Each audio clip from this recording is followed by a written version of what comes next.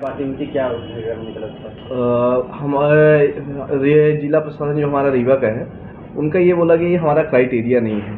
ठीक है, आप अगर धरना प्रदर्शन शहडोल में जाके करें तो वहाँ के कलेक्टर साहब डायरेक्टली बात कर सकते हैं, बट हम लोग यहाँ से दबाव नहीं बना सकते, काहे कि हमारे उसमें क्राइटेरिया में नहीं है। कंपनी के कुछ लोग आए, उनसे क्या बातें हुई? कंपनी के आदमी आए, प्रशासन के सामने बात हुई, उन्होंने हमको आश्वासन दिया कि हम 12 बजे तक कल आपको डिसीजन देंगे, और वो हमको फिर से जैसे वे पहले बेवकूफ़ बनाते हुए हैं उसी तरह बेवकूफ़ बनाते हुए निकल गए। उन्होंने हमको एक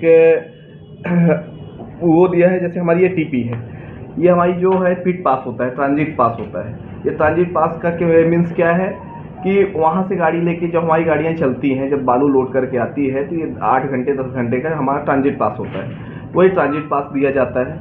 इसके साथ हमको जीएसटी बिल देना चाहिए, इनवाइस देना चाहिए। कंपनी के द्वारा इनवाइस नहीं दी जाती।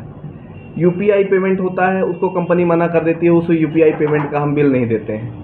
फिर कंपनी बोलती है जो आप पैसा के कैश दोगे उसका हम बिल नहीं देते हैं। अगर आपको बिल चाहिए तो आप हमारे सहकार ग्लोबल के अकाउंट में पैसा डालिए। 1 महीना आप कम्प्लीटली पैसा डालेंगे तो हम आपको 50वें दिन, मतलब 1 से 30, 1 से 30 दिन का जो बिल है तो हम आपको 20 दिन बाद करके देंगे। ठीक है, उसकी इतनी लंबी प्रोसेस है कि हर बंदा पा नहीं सकता। इससे क्या होता है, सरकार की क्या है, राजस्व की क्षति हो रही है, जीएसटी चोरी हो रही है, काफ़ी मात्रा में जीएसटी चोरी हो रही है, क्योंकि डेली का ट्रांजैक्शन है। हम जो ट्रक एसोसिएशन के हैं, हम लोगों की 300 से 400 गाड़ियाँ कंटिन्यू रेत लेके आती हैं। एक गाड़ी मिनिमम 24,000 रुपये का पेमेंट करके आती है। जी, अभी आप लोग धरने में बैठे थे, मांगे पूरी नहीं हो रही, अब आगे आप लोग क्या करेंगे? धरना द्वारा क्या है? धरना अभी हमारा वहाँ जारी है, आगे क्या करेंगे? और अब हम आगे शासन प्रशासन से ये निवेदन कर रहे हैं कि हमारी मांगों को पूरी की जाए, और अगर हमारी मांगें किसी कारण से नहीं पूरी हो पा रही है तो हम कलेक्टर मैम के सामने हम लोग अपनी अपनी गाड़ी की चाबी ले जाके मैम को दे देंगे और बोलेंगे कि मैम, हम लोगों ने इतना कर्जा ले लिया हुआ है और नियम और पॉलिसी सब विपरीत जा रही है, तो हम अब इसकी किस्त नहीं दे पा रहे हैं, तो आप इसमें हमारी मदद करें। लगातार आप लोगों का धरना जारी था, यहाँ तक कि आप लोगों ने आत्मदाह की भी चेतावनी दी, और चेतावनी देने के बाद मौके पर पूरा प्रशासनिक अमला पहुंचा। तो क्या बातें हुई प्रशासन से आप लोगों की? उस दिन आत्मदाह के लिए चेतावनी दी गई थी, और उसके पहले ही करीब 15-20 मिनट पहले प्रशासन आया और उन्होंने हमें आश्वस्त किया कि कंपनी के लोग हमारे यहाँ आ रहे हैं, और उनके कहने के हिसाब से वो लोग आए भी 5:30 बजे। उन्होंने बात की और उनका सिर्फ ये कहना था कि हम सिर्फ भेजे गए हैं और हमारे मालिक बाहर बैठे हुए हैं। उन्होंने सिर्फ ये कहा, जो आप बोलेंगे हम सिर्फ बात पहुँचाएंगे, हम आपकी बातों को कल 12 बजे तक निराकरण करें। उनका कुल मिला के मकसद ये था कि हमारा चक्का जाम ना हो सके। वो उस मकसद से आए ही थे, उस मकसद में वो कामयाब हुए। प्रशासन ने उनकी मदद की और उन्होंने कहा कि 12 बजे तक पूरी करें। उसके बाद हम लोगों ने उनकी बात मानकर, प्रशासन की बात मानकर और उनकी बात माना, और हम लोगों ने चक्का जाम नहीं किया। हमने सोचा कि हम लोगों की डिमांड 5 थी, हमने कहा कि 1-2 कुछ ना कुछ तो मान ही लेंगे। हम लोगों ने इस आश्वासन के साथ अपना चक्का जाम खत्म किया, पर हमने हड़ताल खत्म नहीं की। आप लोगों ने बड़े गंभीर आरोप लगाए हैं, शासन प्रशासन की पॉलिसी पे आपने सीधे प्रहार किया है, और आप ये बोल रहे हैं कि राजस्व की बड़ी चोरी की जा रही है इस पूरे मामले में लेके। तो आप क्या मानते हैं कि वाणिज्य कर विभाग और जो ठेकेदार हैं, इनकी मिलीभगत से हो रहा है ये सब? चोरी की तो बात क्या ही कहें। अब सीधी खदान आपको ज्ञात है कि 1 साल विगत से कागजों में चल रही है और फील्ड में चल ही नहीं पा रही। सिंगरौली खदान उनकी है, बगल में सीधी क्षेत्र आता है।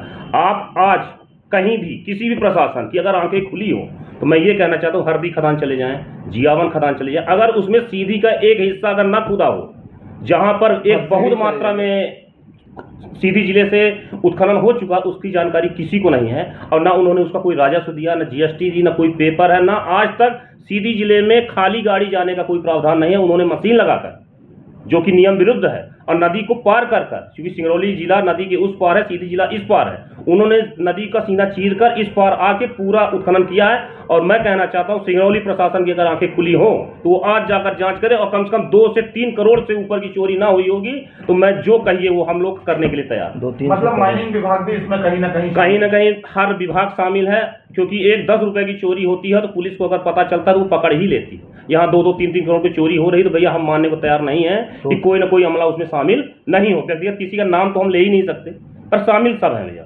जैसे मांगे पूरी नहीं होती आपकी तो क्या आगे क्या करेंगे? मांगे अगर हमारी पूरी नहीं होती भैया, हमने आत्मदाह का भी कोशिश किया था, उसके हमको विचलित किया गया। हम सिर्फ शासन के कहने पर हमने अपना आत्मदाह का या जो भी हमारा वो था हमने ख़त्म किया, और हम 2 से 4 दिन का समय फिर दिए हैं उनको। अगर वो हमारी मांगे नहीं मानते, आपके माध्यम से हमने उनको पूरी तरह जानकारी दी है, तो अगर नहीं मान, हमारे पास एक चारा बचा है भैया कि हम पूरी गाड़ियाँ जितनी भी हमारे पास हैं चला पा नहीं रहे हैं, तो हम सीधे कलेक्टर मैडम के कलेक्ट्रेट के ऑफिस के सामने 4 गेट है, चारों गेट के सामने चारों तरफ से पूरे रीवा में गाड़ियां ही खड़ी कर देंगे और चाबी उनके कार्यालय में जाकर समर्पित कर देंगे, जो उनकी इच्छा हो और वो उनसे करें। निवेदन करेंगे कि हमारा लोन सरेंडर करवाया जाए। जैसे भी हम जितने भी मोटर मालिक हैं, किसी के ऊपर 2 करोड़ का, किसी के ऊपर 4 करोड़ का, किसी के ऊपर 10 करोड़ का रुपए का कर्जा है, हम लोग 10 दिन से कंटिन्यू गाड़ियां खड़ी करके रखे हैं।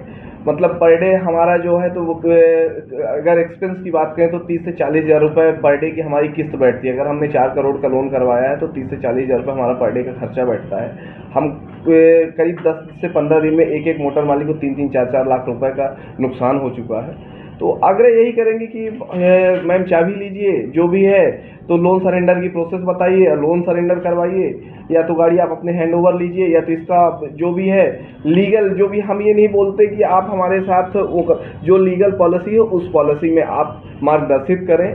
खदान संचालक को उत्तम शर्मा जी हैं, उत्तम शर्मा जी का ये बोलना है, जैसे कोई मोटर मालिक फ़ोन करता है कि सर ये क्या कर रहे हैं, रेट बढ़ा रहे हैं, तो उनका ये बोलना है कि हमको बड़े मोटर मालिकों से मतलब नहीं है जो बड़े पैमाने में रेट सप्लाई करते हैं। जिसके पास 10 गाड़ी 5 गाड़ी, हमको उनसे कोई लेना देना नहीं है। हम 1-2 गाड़ी के मोटर मालिकों को देख रहे हैं, ठीक है। अगर उनको लग रहा है कि रेट ज़्यादा है, वो अब धंधा नहीं कर पा रहे हैं, तो माटी मालवा मिट्टी का धंधा कर लें। हमारे पास उसकी वॉइस रिकॉर्डिंग है उत्तम शर्मा जी की, कि आप भैया एक